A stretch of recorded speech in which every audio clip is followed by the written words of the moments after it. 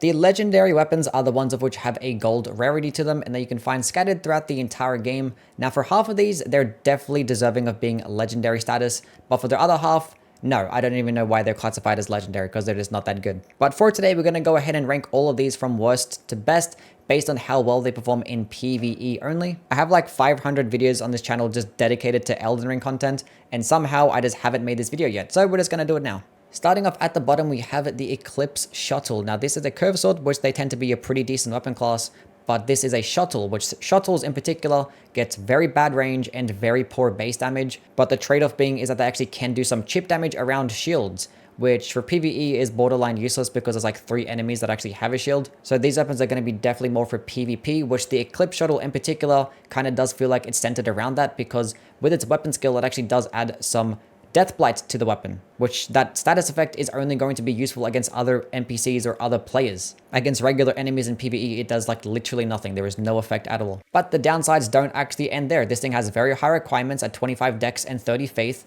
It only gets a C scaling in those stats. It does get split holy damage, which yes, holy damage can be viable, but it doesn't change the fact that it's still the worst damage type in the entire game. But the lone unique thing about this skill is that it actually does get a follow-up projectile after using its weapon buff, which unfortunately that little AoE just sucks. It doesn't do good damage, it has poor range, it's a longer animation. You have to use the first part of the skill just to get to the second part, which will consume 32 total FP. I don't know why this weapon doesn't work like the Darkwing Greatsword, and that when you buff it and your charged heavy attacks can do that little AoE explosion. It'd probably perform a lot better, but still not really be that good. So yeah, there's like nothing good about this weapon. Number 8, the Devourer Scepter. Now this is a great hammer, which they tend to be one of the better weapon classes in the entire game. You get really solid movesets, really amazing stance damage, probably the highest in the entire game. And for the Devourer Scepter, this one in particular actually does get the most range in that entire class, and actually can output some decent AR. Now unfortunately, I would still never want to use this over the Cranial Vessel Candle Stand, because that one just ends up getting better requirements, much better scalings, and way more total overall damage than the Devourer Scepter can do.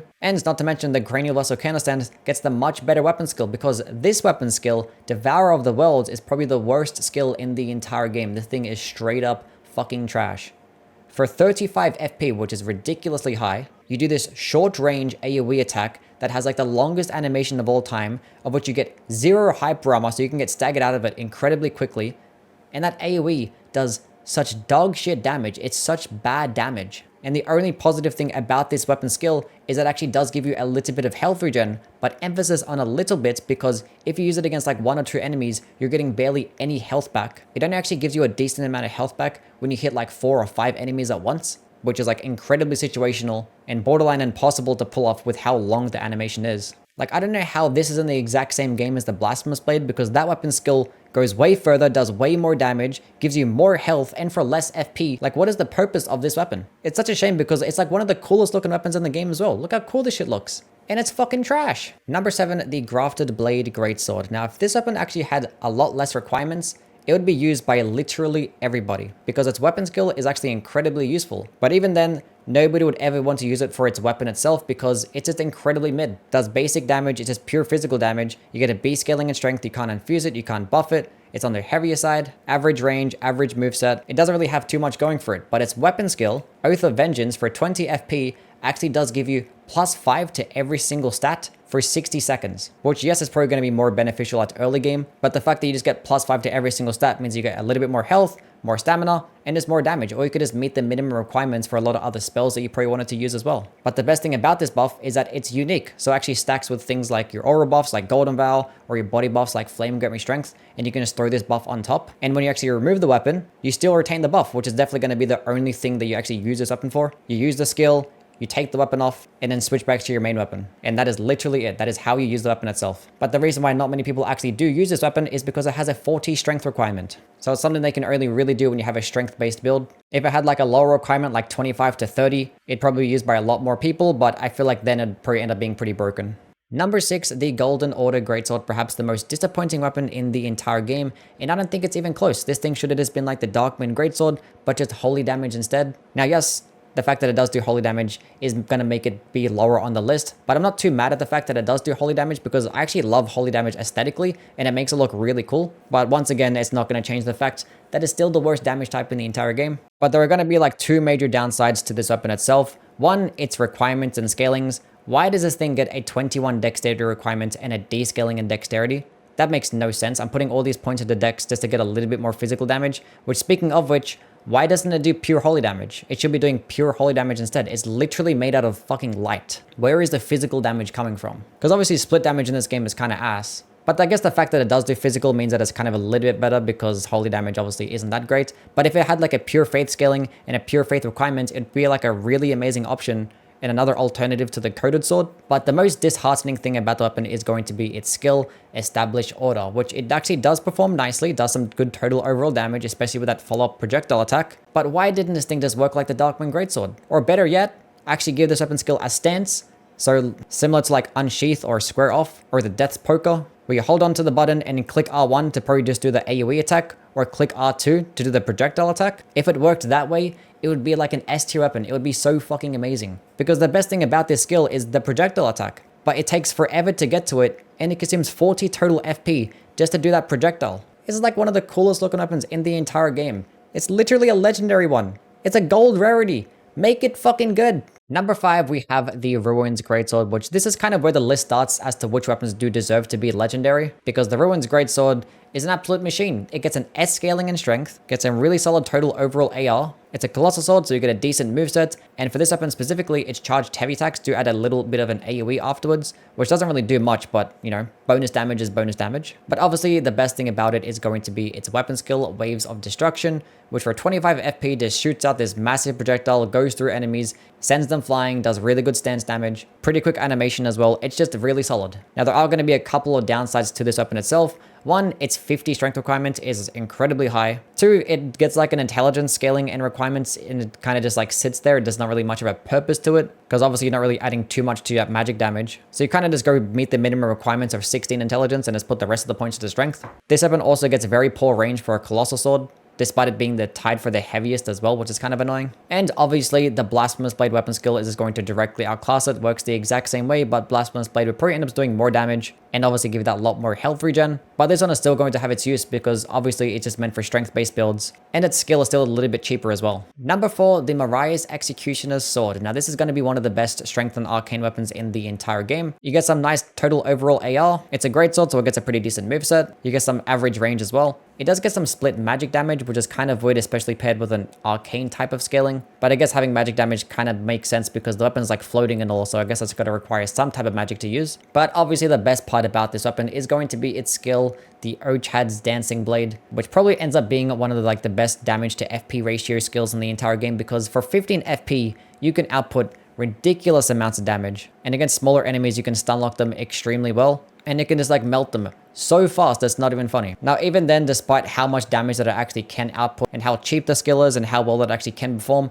there's still going to be some downsides. One, it takes a while to fully charge up, and it is like at closer range. And against enemies that cannot get staggered easily, you're probably going to be doing a bunch of trading out. But probably the biggest downside to me is that it does require all the correct talismans and the crystal tiers to do that really good damage, because without it, it really doesn't perform that well. You need things like Millicent Prosthesis, Godfrey's Icon, Shard of Alexander, Thorny Cracked Tier. You need like all of these things to really maximize its damage. Because I remember doing a run where I was only allowed to do damage using this weapon skill, and without those buffs, it performed like shit. Like, it was just not good at all. It really struggled to do a good amount of damage. But a lot of those buffs you actually can acquire halfway through the playthrough, which you end up getting this weapon around about there anyway. So it's not that big of a downside outside of the Thorny Cracked Tier being the Consecrated Snowfield. But it still is very deserving of an S tier weapon. Number 3, the Bolt of Gransax, probably one of the most easiest weapons to use in the entire game. This thing is just an absolute joke. I don't know who let this thing pass, but we're here. But to start off with, this is a spear, so it's going to get a really cool moveset.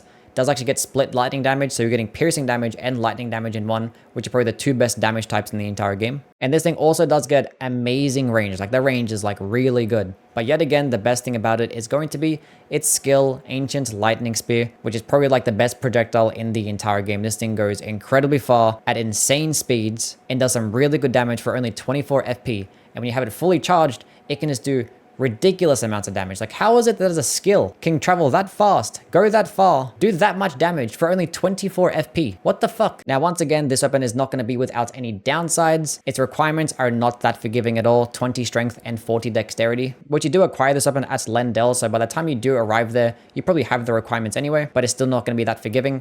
And the fact that it doesn't get a faith scaling means that it's not going to have any synergy with spells at all. So if you wanted to use spells, this is a weapon that you can't really use. But its weapon skill is that good that you don't even need spells anyway. Number 2, this Sword of Night and Flame. Like, I don't know what happened when this thing got nerfed, but everyone thought it was just going to be like the biggest pile of shit they've ever seen in their entire lives, but this thing is still incredible. Like, it's easy top 10 up in this game. Look at how much damage this thing can output. Like, the fact that this is the only intelligence faith weapon in the entire game makes it incredibly useful. Even if the rest of the weapon is shit, it's still going to be useful because it's the only one that has a faith in intelligence scaling. Now, the fact that it actually does do 3 types of damage is kind of cringe and actually hurts the total overall damage of the weapon when using like the light attack combo and the heavy attacks. But the good thing about this weapon is that its skill actually has a stance of what you can do, one that does magic damage and another that does fire damage, which means that if you go up against an enemy that's weak to magic damage, use the magic version. Against an enemy that's weak to fire damage, use the fire version, which both of these skills do ridiculous amounts of damage. Like, I mean, stupid fucking damage. People always tell me to just go spec into one stat when you're using this weapon.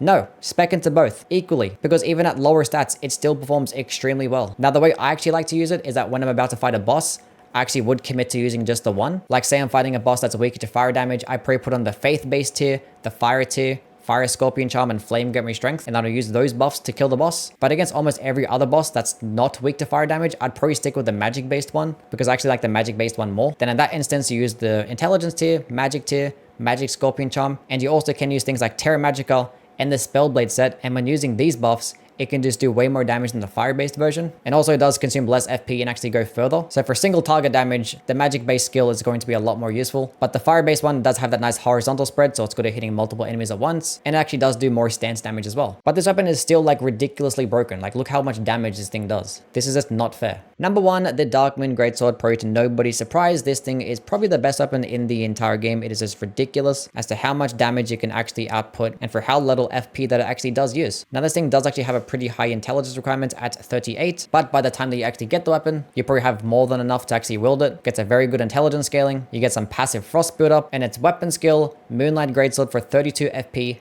buffs the weapon to make it do even more magic damage and even more frost build up, and it turns its heavy attacks into a projectile, which that means it doesn't consume any FP. And it's not like the damage is bad. The damage is ridiculously good. And it's not like the range is that bad. The range is actually pretty decent. It also does 35 stance damage, which is some of the best stance damage out of all the projectiles in the entire game. And also it does frost build up as well, which frostbite is probably the best status effect to have at a distance. So like this weapon like literally gets everything, like everything that you need. And there's probably no other weapon that has as good a synergy with different types of buffs. It gets boosted by a lot of different things. Terra Magica, the Spellblade set, obviously Golden Vow, Shard of Alexander, Godfrey's Icon, and you could use the Jellyfish Shield to even just further improve the heavy attack damage, which typically Jellyfish Shield, you can't really pair it alongside Ashes of War, but being that it's actually tied to the heavy attack, you can use it and also have 20% more damage. And the funny thing is, even without all of those buffs, it actually still does good damage. Just having the buffs over the top of this is just going to make it overkill. It's just stupid. Anyway, that concludes the list. Definitely let me know down in the comments how you would actually rank all of these legendary weapons,